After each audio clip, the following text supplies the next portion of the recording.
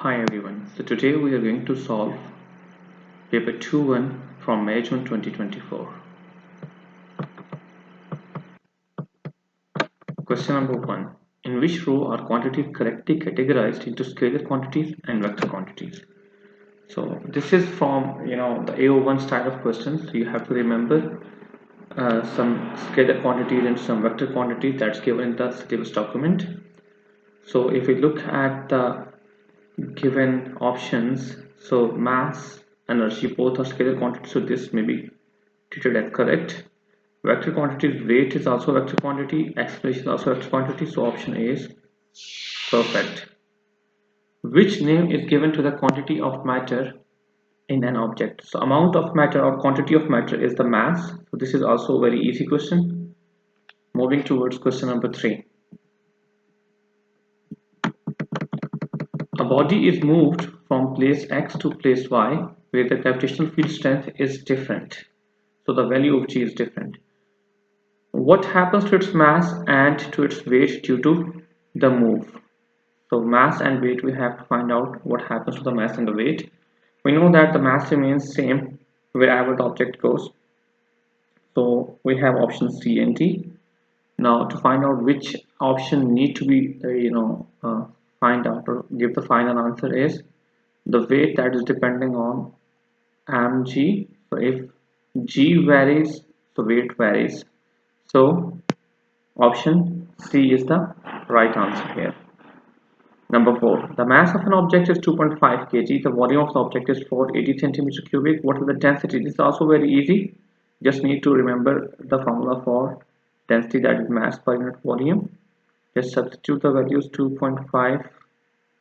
Okay, the options are given in gram per centimeter cubic. So you need to convert it into gram. So multiply it with 1000. We'll get 2500 gram, right?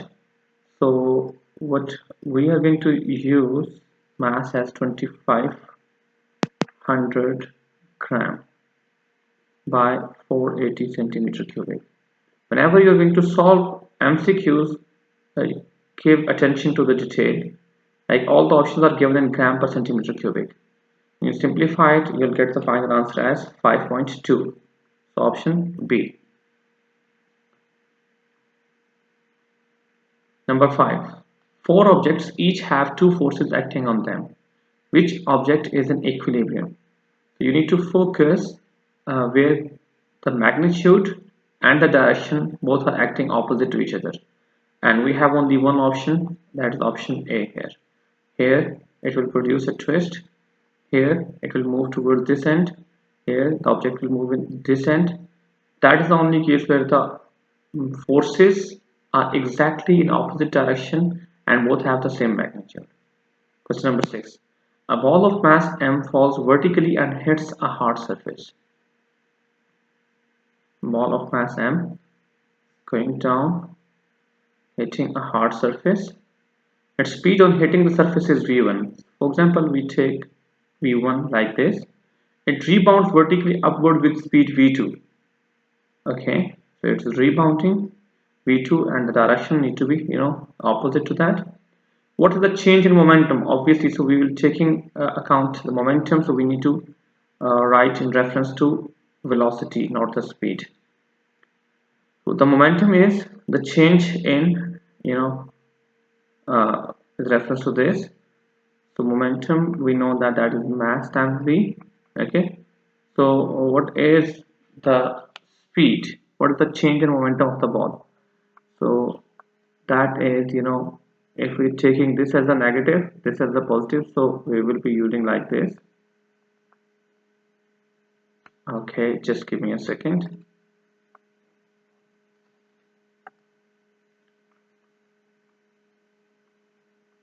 v1 minus v2. When we simplify that, we will get v1 plus v2. Okay, so we have this change in momentum, that is the option C. Right, moving toward question number 7. A stone is dropped from a tall tower and falls a distance of 50 meters to the ground. Okay, the mass is given. Sorry, the height is given. The stone of mass 3.0 kg. At what speed does the stone hit the ground? Okay, so this one is, where we need to take in account the conversion of energy. So we know that when the object was at a tall tower, it was having potential energy, okay, and when it's going to hit the ground, it's moving downwards, so it is having kinetic energy. So we know that the loss in potential energy is equals to gain in kinetic energy. Just substitute the values mgh is equals to 1 by 2 mv square, and by this is not depending on the mass. So we need to find out the speed with which it is hitting the ground. That will become 2gh. So v will be equal to 2gh square root. Just substitute the values of g and h and take a square root, and we will get the response, final response as 31.3, and the option B is near about it, 31 meter per second. Number 8. A coal-fired power station generates electricity. Coal is burned and the energy released is used to boil water. The steam from the water makes the generator move and this produces electricity. Which row gives the name of the energy stored in the coal and the energy store of the moving generator?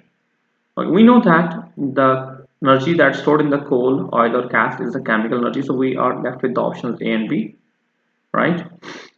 So when it is used to move the generator, which is given here, so this will be stored as the kinetic energy due to the movement.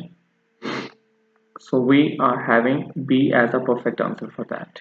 Okay, sometimes the given data we need to give a focus to the given data in the question. A good student always underlines and give attention to all the details.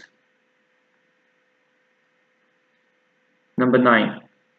A man puts some ice into a glass of water on a warm day. After a short time, he notices that the ice disappears and the water drop. This is a warm day, okay? Water droplets appear on the outside of the glass. Which two changes of the states are taking place? Ice disappears, it means it melts, okay? And the water that appears outside the glass is, the water droplets, water molecules in the air, which condenses. We know that. Which two changes of the states are taking place?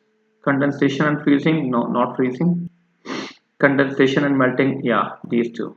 So option B. We're not moving towards the next options as option B has all two qualities that are happening here. Question number 10.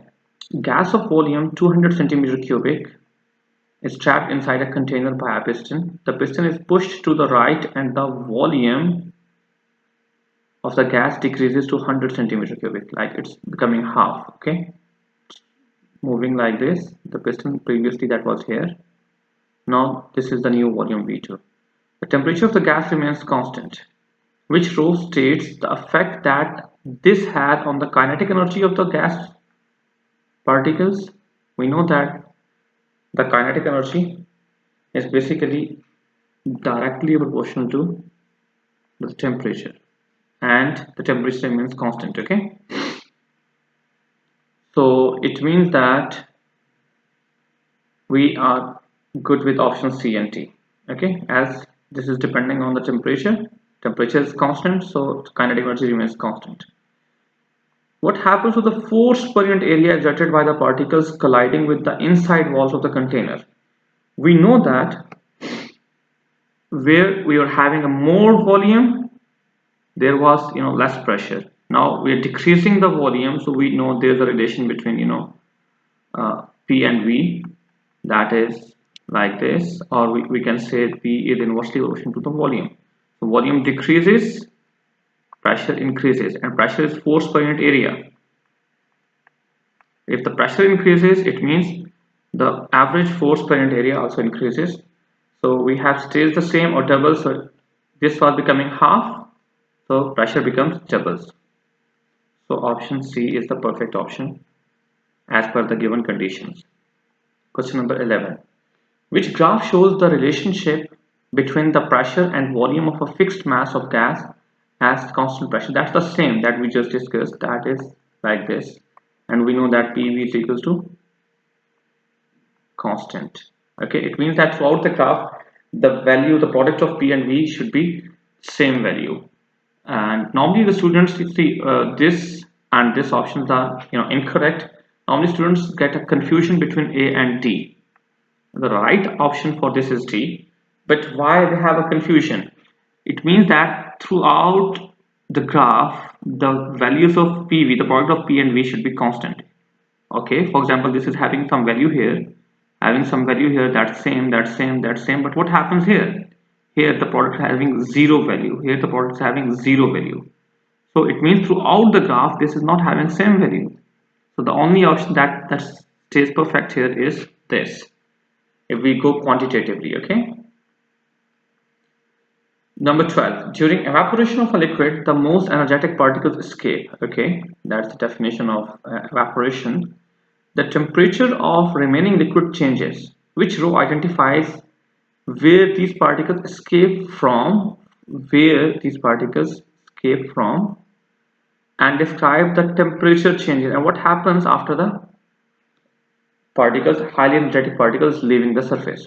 The place from which the particles escape, we know that they escape from the surface. So we are good with option C and D. Now which option we need to left here? The temperature of remaining liquid. If most energetic particles are escaping from the surface, it means that the overall temperature of the particle should decrease. Okay, as the highly energetic particle from the top surface has left the surface. So we are good with option C. Okay. Wet cloths are put out on a line to allow water in the cloths to evaporate. Okay. Which type of weather would cause the water to evaporate most quickly? Okay, we know that it's not a cold day, not a cold day. Yeah, it's a hot day, hot day. With no wind, with wind. So windy and hot day are the good conditions for the water from the cloth to dry more quickly. Okay. Number 14, due to an issue with the question 14, the question has been removed from the question paper, right? Number 15, a solar water heater is designed to absorb energy from sunlight. Which surface texture and color? Surface texture and color would be the best for solar water heater. Okay, what we are going to do, we are going to absorb energy from sun. Okay, so what are the conditions for a good absorber? It should be a dull black, yeah, shiny black, no, dull white, dull but not white, shiny white, no. So dull and black, texture and color both are perfect for A. Option A is good. Okay, the good absorbers, see, it's given in the question. Okay, so read the question carefully. You will half easily half solve the question by reading the question easily. Which statement about waves is correct? Waves do not transfer either energy. No, waves transfer energy. So cross. Waves transfer both energy and matter. They transfer energy but not the matter. Waves transfer energy without transferring matter. Yeah, this is a perfect. The medium do not transfer, or the particles of medium do not transfer, they vibrate. Okay, sometimes they vibrate parallel to their mean position, sometimes they vibrate perpendicular to their mean positions. Okay, the angle of incidence of a ray of light incident to a plane mirror is gradually increased. Okay, to the nearest degree, what is the maximum possible angle between the incident and the reflected rays? 0, 45, 90, 180. Students get a confusion sometime in this question. Okay, but that question is very easy. For example, that is a mirror. Okay, and a ray is incident on the mirror, and we know that there is a normal. Okay, obviously there's some angle. Okay, and it will move at the same angle, right? Angle I, angle R. For example, that's 45, that's 45, it's 46, it's 46, so it becomes 92, so greater than 92. Okay, 90. Okay, so option 0, 0, 0. So we are left with only this option, trial and error method. But if I increase to maximum angle is 90 degree, if I increase that to 89.5, so angle R will also be 89.5. That's nearly 179 or 180. Okay, but if we go with error and trial method, this is also option D is a perfect answer for that. Which conditions are necessary for light to be totally internally reflected? Okay, so given data is incident light and angle of incidence. And we know that the angle of incidence should be greater than the critical angle. Okay, so option B and C are good options. So option A and C are neglected here. Okay, so what happens with the incident light? It is in the less dense medium, it is in the more dense. We know that the total internal reflection is being happened in a more dense medium. Okay, light from a denser medium tries to enter a less denser medium, and if the angle of incidence is greater than the critical angle, then it totally internally reflect. Okay, so this option D is a perfect answer for that. Question number 19. The diagram shows a ray of light passing from air into a transparent substance. So angle I is 40 degrees, angle R is 30 degrees. What is the refractive index of the transparent substance? We know that we have obviously 2 to 3 formulas for that, but here a very basic simple formula, sine I by sine R we will use here. Okay, and by just simply doing sine 40 by sine 30, rest is done by the calculator, and it will give us 1.29, and option B is the perfect answer for that. Question number 20. The diagram shows a ray of light in an optical fiber. Okay, the total internal reflection is being happened here. Which statement correctly explains the condition for the maximum transmission of light by the optical fiber? Which statement contains the conditions for the maximum transmission of light by the optical fiber? Okay, right. We should know that the critical angle should be as small as possible so that the total reflection is possible there, and the maximum rays of light may be totally reflected. So we need to focus here, like the glass must slow the light as little as possible. Okay, we know that this is the denser medium, and it should be slow as much as possible. Okay, so as little is not correct here. Okay, so we are left with option C and D. The glass must slow the light as much as possible, as this is happening inside the denser medium, so it will slow the light. To make the critical angle for the fiber as large as possible? No, not large. Okay, if that's too much large, so there may be chances that some of the light rays they are not totally reflecting. So to reflect maximum transmission of light, make it possible, the critical angle should be as small as possible. Okay, and how can this be assured? If we use the equation n is equals to c by v, and then n is equals to 1 by sine c, this proves that the critical angle should be as small as possible as per the given conditions. Okay, we can prove that simply. For the explanation of this question, please comment so that we may have a separate video, a short video for that explanation as well. Okay, by utilizing these two equations, we will find out for two different conditions when the critical angle is large and when the critical angle is small by the speeds in the medium. Okay, moving toward question number 21. Which region of the electromagnetic spectrum is used for detecting fake banknotes? Okay, that is from electromagnetic waves, the applications of electromagnetic waves. So what do you think? You need to remember it, carefully. The ultraviolet rays are used for that purpose. That's a daily life application as well. A sound wave travels at 330 meters per second. The distance between the center of a compression and center of a nearest rarefaction in the sound wave is 2.5 centimeter.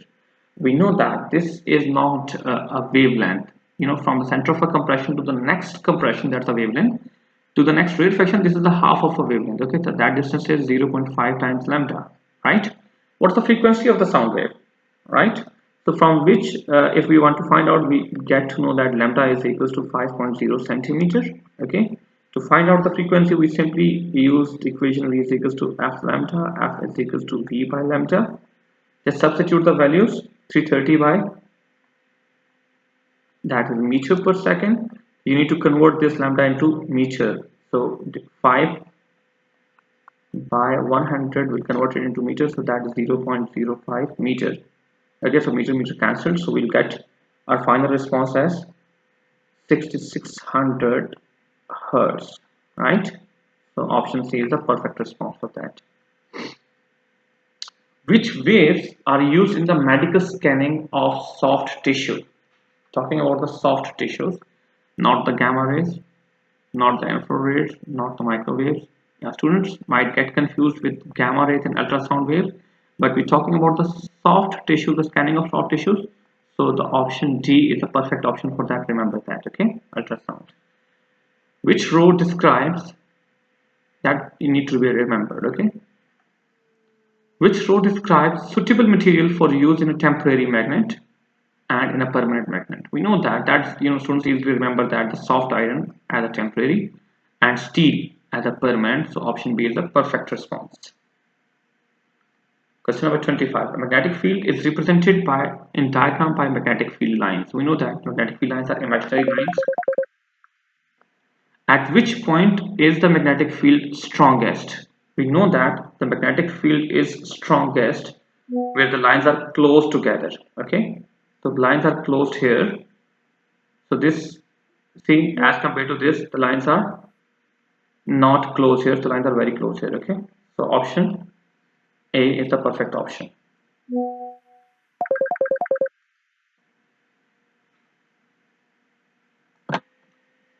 Alright, so question number 26. A student determines the resistance of resistor R. She uses a circuit including a voltmeter and an ammeter. Which circuit does she use? Whenever the student is reading the question, that thing quickly goes into mind that voltmeters are always connected in parallel. Okay, and ammeter should always be connected in series. Okay, so voltmeter connected in series, wrong. Parallel, but this is also parallel, wrong. Series, this parallel, wrong. Series, and this is parallel. So option D is perfect. A diode and a resistor are connected across a variable DC supply. Terminal X is initially positive and at a maximum value. The potential difference across XY is adjusted so it changes as shown by the graph. Okay, so potential difference across XY is adjusted so it is changes. Okay, so it may be like first it is positive, this is negative, next it's negative, this is positive. So that's why we are having these values, potential difference across XY, positive first and then negative. Okay, which graph shows how the current in the circuit from X to Y varies during the same time interval. Okay, by looking here we are having a resistor and we are having a diode here. The diode, what it do, it work in this way that it allows current to flow in one direction only. Okay, for example, if this side is positive, this is negative, so this is not allowing it. So if it is not allowing it, it should be a straight line like zero here. So we're not having zero here, not having zero here, even not having zero here, so we are having this option only here, as the diode was not allowing current when the X was positive. Okay, for the next option, when this was negative, this was positive, so this was allowing it. Okay, when it was allowing it, then we look at here, so we are having this and showing some value like this values here. Okay, so remember this thing. Basically this question was one of those questions very few students were able to attempt that question as per the examiner report. Okay, so remember this, the working of diode, okay, how it works. So is it allowing the current or it's not allowing the current, and respectively what will be the value in the graph. Question number 28. When a conductor in a complete circuit cuts across a magnetic field, a current is induced in the conductor. Okay, which statement about the induced current is correct? Okay, the induced current is in the same direction as the motion of the conductor. No, the induced current in the opposite direction to the motion of the conductor. The direction of the induced current is in the same direction as the magnetic field. The direction of the induced current opposes the change causing it. So that's the Lenz's law basically. Okay, we know that. the direction of induced current is always that it opposes the cause producing it. So this is a kind of remembering the A1 style question. Okay. Number 29. The diagram shows a solenoid carrying an electric current. Okay, the current is going like this in the coil, which rho compares the strength of the magnetic field due to the solenoid at point Y and Z with strength of the magnetic field at point X. Okay, we have to compare the magnetic field strength at X, Y and Z. Okay, the magnetic field strength at Y, is it equal to, okay, we know that if we are having a magnetic field here as per the right hand grip rule, so it's like this. Okay,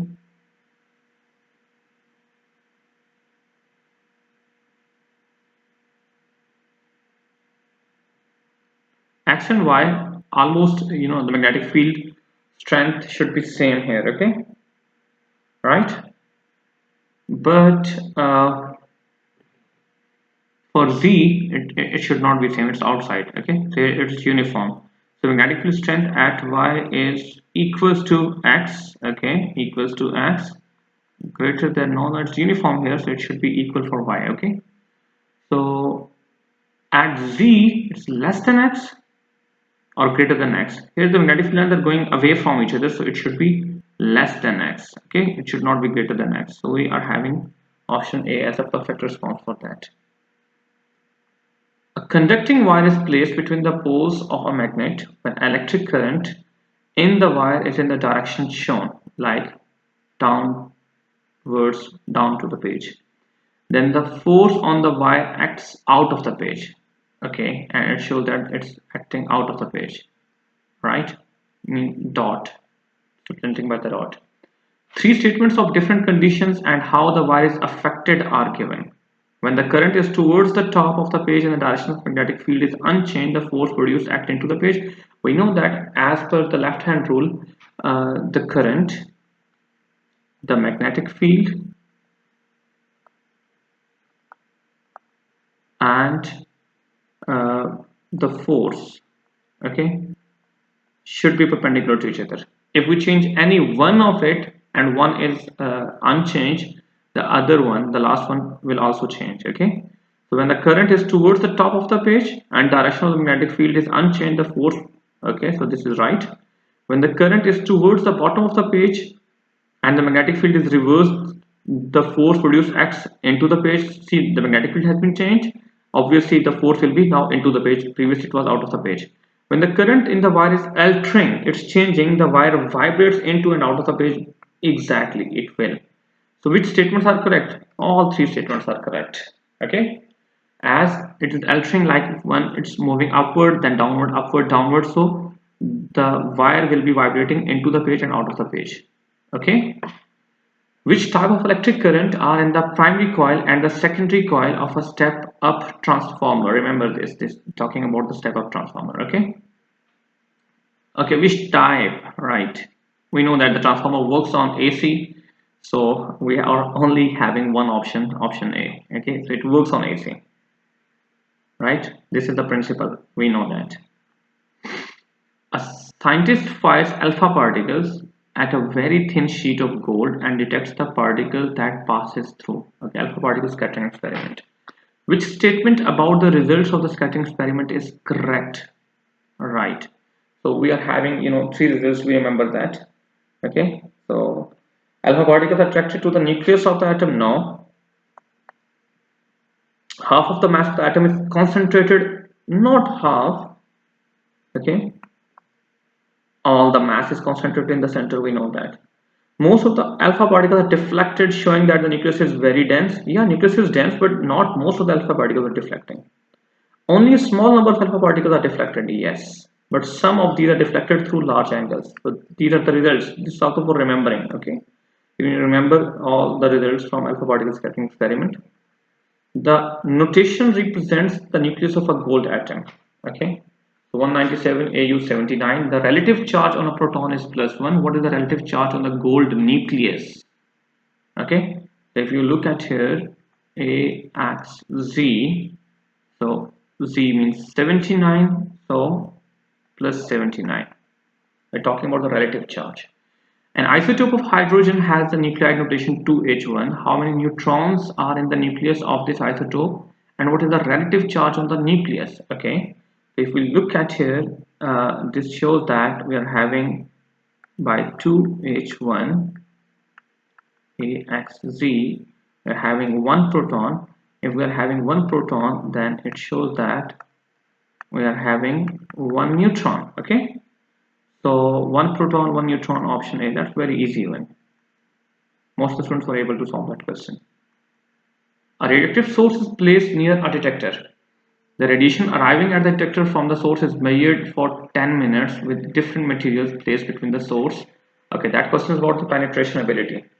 Reactive source is here with different materials here, okay, and there's the detector. Materials between source and detector, when there was no material, we're having counted as 5626 counts per minute. Okay, sheets of paper 5629. Okay, there are some background radiation as well.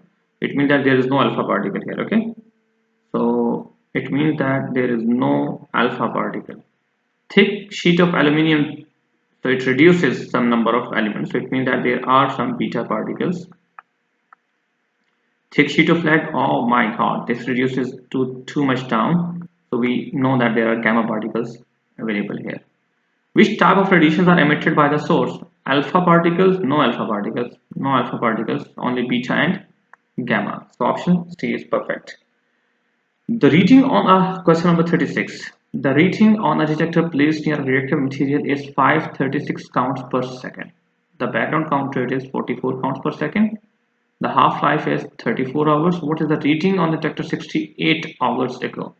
Okay, so almost half the students were not able to solve that question. So this is where you need to take in account the background count rate as well. So 536 minus 44 will give you those number which will be following this method, like the half-life,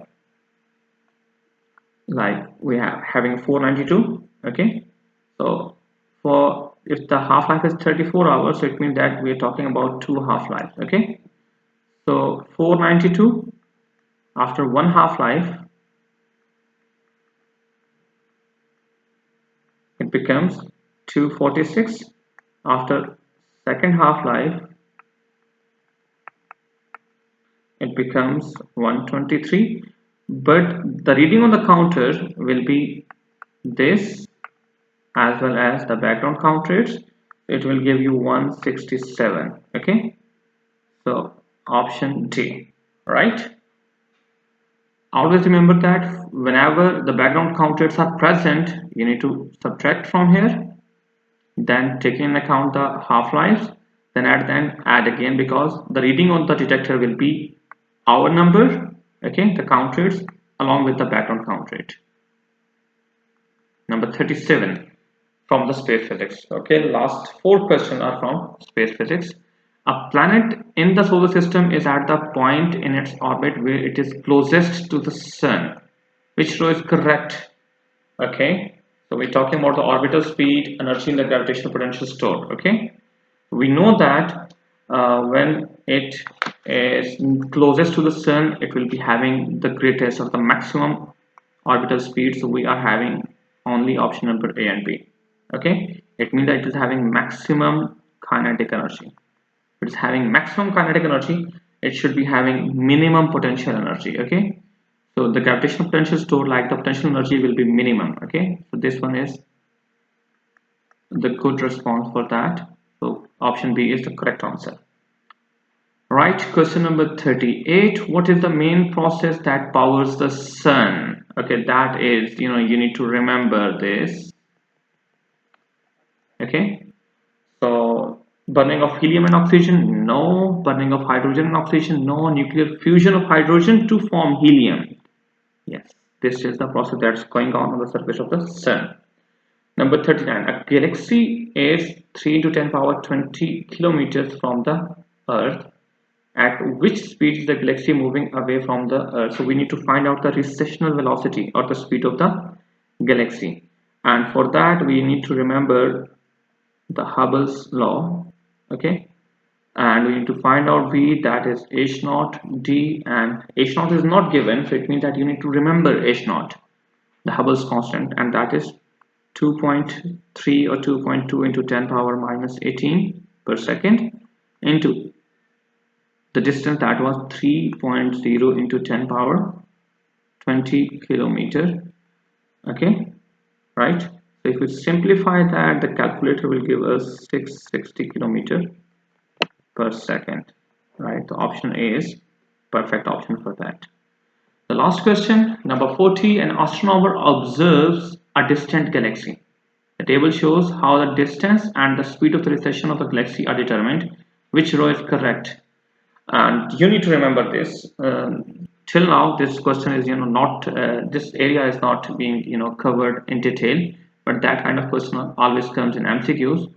The distance of that galaxy is being measured by the brightness of the supernova in the galaxy. Okay, so we are having option, not the brightness of the galaxy. Okay, brightness of the supernova, that's given in the syllabus document as well. So the speed of recession, okay, this is not measured by the brightness of the galaxy. This is by the you remember that the redshift. Okay, the change in wavelength of star light from the galaxy, like it's redshifted, like the galaxy is moving away from Earth, like talking about the speed of recession. So the option A is the perfect answer for that. Okay, always find out which two possible options from one end, then by Allen trial method or whatever method that suits. Like if we this is not applicable, cross it and then move towards this one. Okay, all right, so this, with that, we are ending our paper 2-1 May 24. Hope to see you guys in the next paper. Take care.